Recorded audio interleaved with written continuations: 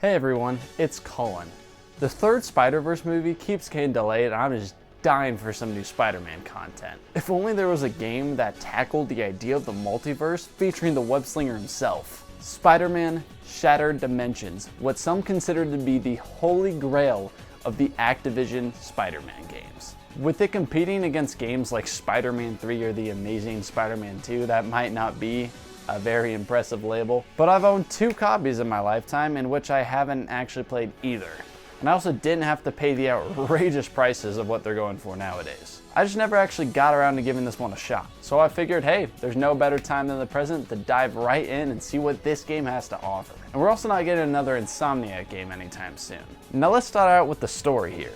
I won't lie, there's really not a lot to this one. The most common iteration of our hero starts by fighting Mysterio, in which they break this mystical tablet that shatters all across several dimensions. Hence the name, Shattered Dimensions. I'm a family guy.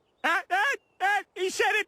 4 dimensions to be exact, and each has their very own different version of Spider-Man. Madam Web tells these 4 Spider-Man that it is very important and crucial to the universe's survival that they have to get these tablets back. That's really it. You go through the missions, you fight some villain who has one of the tablets, and then you give it back to Madam Web. Now you'll fight the villain in the level like once with them being just normal, and then a second time at the end with them being powered up by this tablet. But the same gimmicks work on both boss fights, so it's mainly just a slightly more difficult second boss fight. And after doing this like 12 times, it all leads up to one very last mission where all 4 of you guys will face off against Mysterio, who has the tablet in its complete form. And there's nothing else really to it. Like, sure, you'll get a little bit of backstory on a Spider-Man here or there. Probably the most notable to me being Spider-Man Noir, with the Vulture killing his uncle and what sounds like eating him as well. And I haven't done any sort of research, or I don't have any background knowledge on Spider-Man Noir himself, so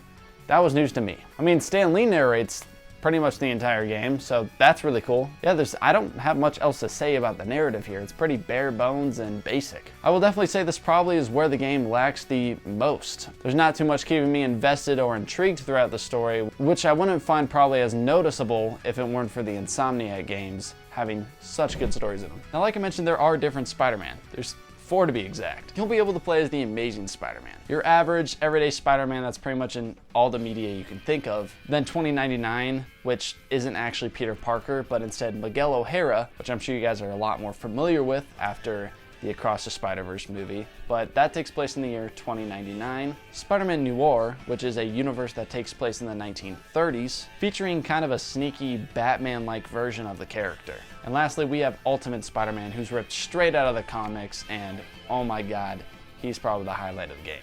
Instead, this time they give him the symbiote, and he's younger than everyone, so it's just basically supposed to give him more power. It's really just to mix up the gameplay variety. The nice thing about these Spider-Men is that they got voice actors for him who had already played the character in the past. For the Amazing Spider-Man, you have Neil Patrick Harris, who played Peter in Spider-Man the New Animated Series back in the early 2000s. For 2099, they got Dan Gilvezan, who voiced him for Spider-Man and His Amazing Friend. I will say his voice doesn't fit too well for Miguel, but it's nice to have him here nonetheless. And for Spider-Man Noir, they got Christopher Daniel Barnes, who you may recognize his voice from Spider-Man the 90s cartoon.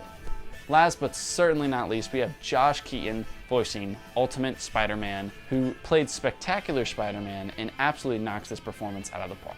He does an amazing job capturing the young energy that Ultimate Spider-Man should have. Neil Patrick Harris, on the other hand, has a very interesting take on his version of Spider-Man because it's very different than the one he played in the early 2000s.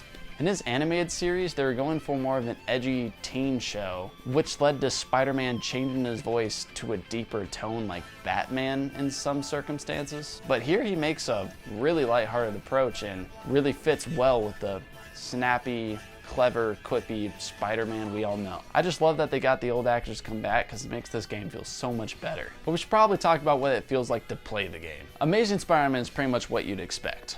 Very fist-oriented combat with webs thrown in here and there, based on doing combos, that sort of stuff. 2099 is mainly fist-orientated. Actually, I don't think he uses webs pretty much for anything besides web strikes and swinging, but he just likes beating the crap out of things. Spider-Man Noir is the biggest change of pace, being a stealth-based combat, where you're sneaking up behind enemies constantly. Kind of ripped this from the Batman Arkham series. And Ultimate Spider-Man, being my favorite, has symbiote-based combat where you're unleashing these tentacles upon hordes of enemies, and it's just really satisfying, and all your hits feel super impactful. Now, all of them are upgradable in the same ways, but each different Spider-Man kind of has the same base combos, which makes the overall gameplay loop start to feel pretty samey and repetitive after a while, making the really only big difference outside of Spider-Man Noir the animations between the strikes you do.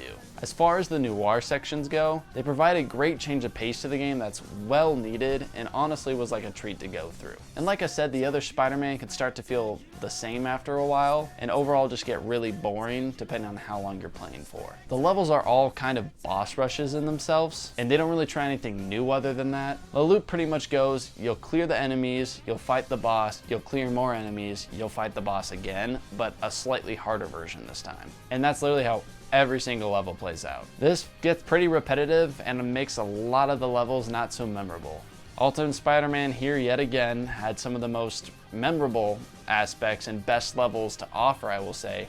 Most notably probably the Deadpool level and the Carnage level, both near the end of the game, being pretty badass. Miguel's felt pretty much the same. All the scenery was very identical to each other, and overall just waves of bosses and fights and that sort of stuff. The Noir dimension got pretty handicapped in this department because everything's so dark you can't really see detail and you're just doing stealth and not allow the environments change or differ from another. So if you were to put them all next to each other, you'd almost assume it's the same level. And the Amazing Spider-Man levels just feel like your average beat-em-up level in any Spider-Man game. There's like nothing crazy to offer there either. But like I said, the Deadpool level makes you destroy cameras, so at least there's an alternative goal there, while the Carnage level just gives you extreme waves of symbiotes to fight, and it's really satisfying shredding through them and racking up that combo meter. Honorable mention to the Electro level as well that Ultimate Spider-Man have, because overall it just visually looked really cool, although it was kind of just a dash from one side to the end. Nothing really crazy going on there. I will say the strongest 2099 level was probably the last one, being the Dr. Octopus level, just because you had to save some civilians here and there, and that was pretty cool to do.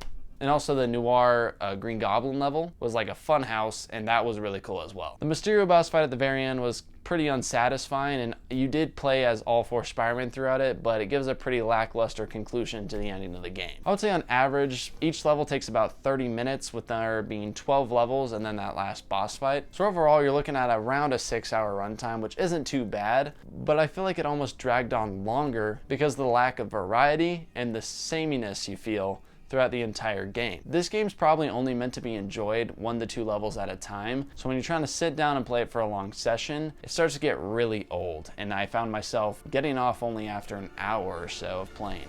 And that's coming from someone who normally likes to sit down and spend 5 to 8 hours playing a game and getting really engulfed in the story. But yeah, I got pretty bored here. It's a pretty repetitive gameplay loop, fun when you first start out, but it gets old pretty quick. This game really shined with the Ultimate levels and some of the Noir levels. The crowd control and power you feel using the symbiote suit is something that none of the other Spider-Man can fulfill you with. It's also just such a satisfying treat to your eyes. The animations are so good. And like I said, the stealth sections were always very welcome changes of pace. But other than that, I can't say the game really offers too much that's special besides its concept. It's really cool we got a Spider-Verse game before the movies really made it big, but the gameplay loop holds it back pretty significantly as a Spider-Man game in its whole. It'd be one thing if it had a really good story and the gameplay felt like this, but there's really not much going on in either aspect. And I want to be clear, this game isn't bad, it's pretty good. I'd rate it like a 6 or 7 out of 10. I would probably recommend it for you if it was available for like a $20 price tag. But here's the thing, the game goes for over $100 9 times out of 10 online. Like the cheapest I've seen a price for a disc-only copy is like 50 bucks. That's normally on some of the less desirable consoles. So if you find a copy from a thrift store at a good price, I'd recommend you pick it up. I mean, that's the way I did it. And they also made a follow-up to this game, Spider-Man Edge of Time, which I also own but still haven't played through yet. But at least this time they ripped the 2 best voice actors from this game, Josh Keaton and Christopher Daniel Barnes. And overall, the game story does look a lot more interesting, so I'm very excited to check that out at some point here soon. But yeah, if you you do want to see a video on that, feel free to let me know down below. And also what other ideas you have for me to check out. But yeah, that's pretty much all I had to say, and thanks for checking out my channel. If you like superheroes, feel free to drop a sub down below, and I also plan on having just more content in general when it comes to video games. If you want to join me for my journey, feel free to do that and show your support. Anyways, I'll see you all next time on The Pixel Critic.